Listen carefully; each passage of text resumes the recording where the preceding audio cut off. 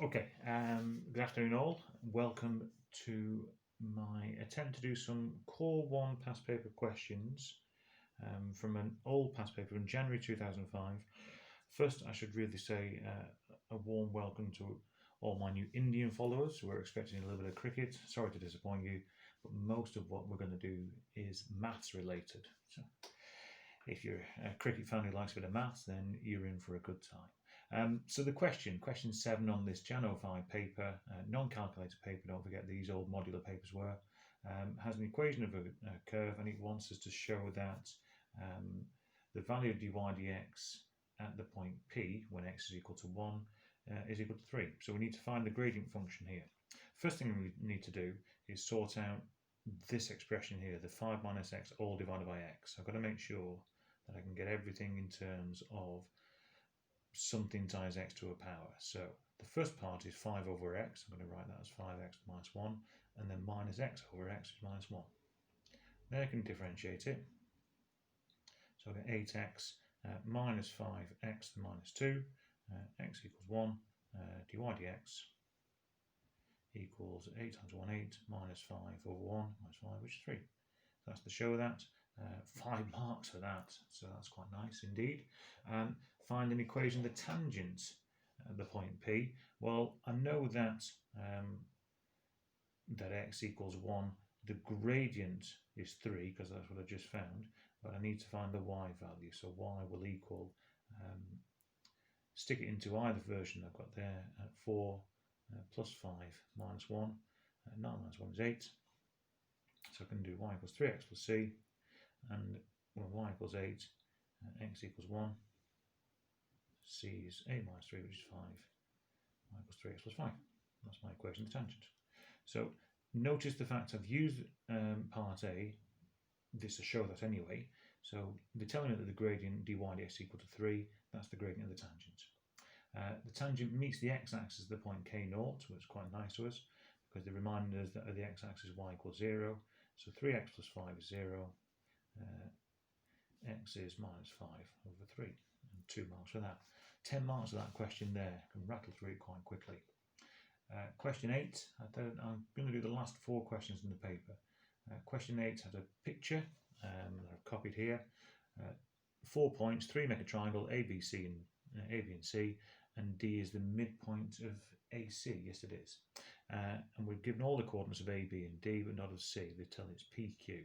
Well, I use the fact that D is a midpoint to think about what the change from A to D is, and I've gone from 1 to 8, so I've gone along 7, and from 7 to 2 I've gone down 5.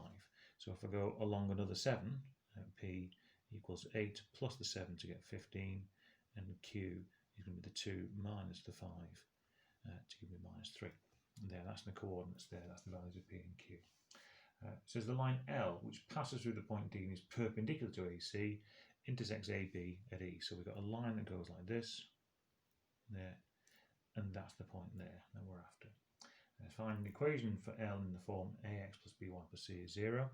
So part A, part B. First thing you need then is the gradient of either AD or AC. So I said about the change, I went from 1 to 8, which is 7 along, and from 7 to 2, which is 5 down. So it's minus 5, changing y over x. It's minus 5 over 7. I should say that was gradient of AD, rather than just AD equals. So the gradient, let's call it DE, will equal 7 over 5. So y will equal 7x over 5 plus c. I know it goes through the point D, so I know that when x is 8, y is 2. 7 times 8, can't do my times tables anymore, 56 over 5 plus c. So c will be 10 minus 56 minus 46 over 5. So I've got y equals 7x minus 46 all over 5. 5y equals 7x minus 46. And then moving the y across gives me 7x minus 5y minus 46 equals 0. That's the form that they want it in. Or I could have had minus 7x plus 5y plus 46 is 0. And that's that. 2 marks to find the exact x coordinate of E. Well, what I know about E, it's on the line that goes from A to B, and A to B I had y equals 7 there and y equals 7 there, so the equation of AB was y equals 7. So if I stick 7 in, I get 7x minus 35 minus 46 equals 0, x equals whatever that is, 70, 81 over 7, exact value, that'll do it there. All in all, 9 marks for that. 2 more questions to look at. Question 9, let's scoot up and see what question 9 says. So the gradient of the curve is given by this function here. We're given point P, which is the point 1, 4, lies on that curve. It says we want to find the equation of the normal. All right, so what I can do is x equals 1, I can find dy dx by sticking 1 into there. I get 3 minus 1, which is 2, squared, which is 4, and that's the gradient of the tangent. So it means, if that's my m1, m2 will equal the negative reciprocal minus a quarter. That's the gradient of the normal. So I've got y equals minus x over 4 plus c. A lot of these straight lines, it's at the third question in a row that's got equation of straight lines in.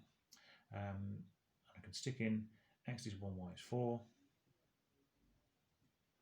So c is 4 plus a quarter, c is 17 over 4. So it says find an equation, so y equals minus x plus 17 all over 4 does the job there, like that. 4 marks of that. And that was using the fact I know dy dx. Now, part B, I need to find the equation for y. So what I need to do with dy dx first, before I can undo it at the moment, is multiply it out. So square it all out there, and then y is the integral of 9x squared minus 6x plus 1 dx. So it's 9x cubed over 3. It's probably not a bad idea, if you're still a bit ropey, to show your integration plus x plus c, and then tidy up to get 3x cubed minus 3x squared plus x plus c. Stick in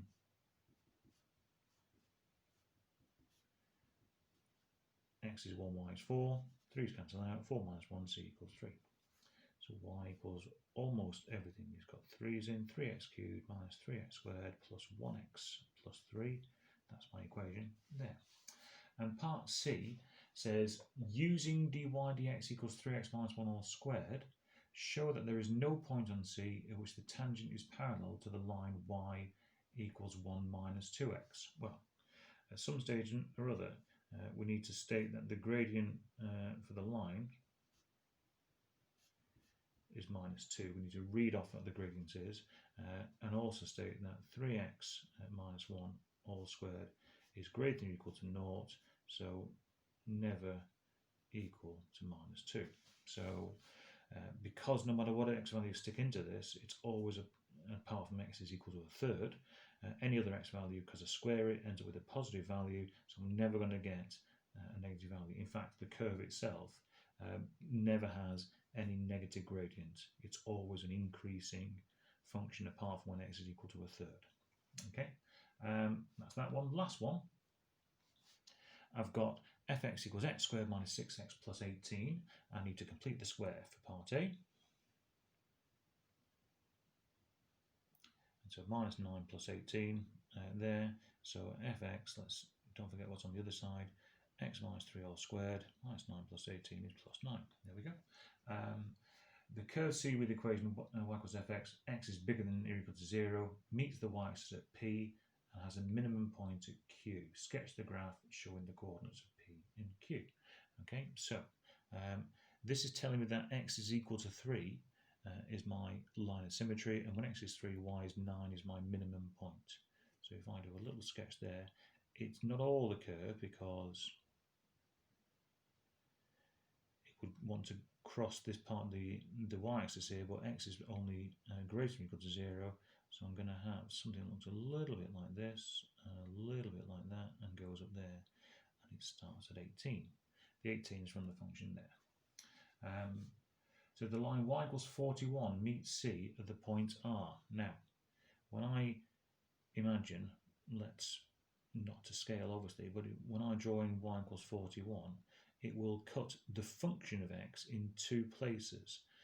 One will be negative and one will be positive. So I'm only after the positive value here. So I'm going to solve x minus 3 all squared plus 9 equals 41. Because I've completed the square, the benefit of this is I don't have to multiply it out. I don't have to get to the x squared minus 6x plus 18 because I can do, but it's more place to make mistakes. Just undo it. X minus 3 all squared is 41 minus 9, 32. X minus 3 equals root 32. I'll say because I'm looking with x is going to be bigger than or equal to 0. So x equals 3 plus root 32. The last thing I need to do is get it. I can't leave this in this form here because it's a surd that can be simplified. I can write as root 16 times root 2, so it's 3 plus 4 root 2. Let's have a look. That's the form that they want the answer in, p plus q root 2, where p and q are integers, so it tells us that, and that's it. So in this case here, I've done my completing the square. Why do we complete the square? So the unknown here, x, appears once and once only. And when I have to solve equations, I can just solve by undoing. There's no point multiplying out to make x appear twice because you're making harder work for yourself. Okay, so that's how I would do the last 4 questions on that Jan 05 paper. Each one is worth roughly 10 marks. There's roughly 40 marks there in a 75 mark paper. In reality, with the easier questions at the start, in the old days, these were quite a good paper to try and get sort of 80% on and get yourself on the board. But that's your skills. A lot of straight line graph work there to look at if we're not sure exactly what we're doing. I hope that was useful. Let me know either way. If there's anything else I can do, please let me know and I'll do what I can.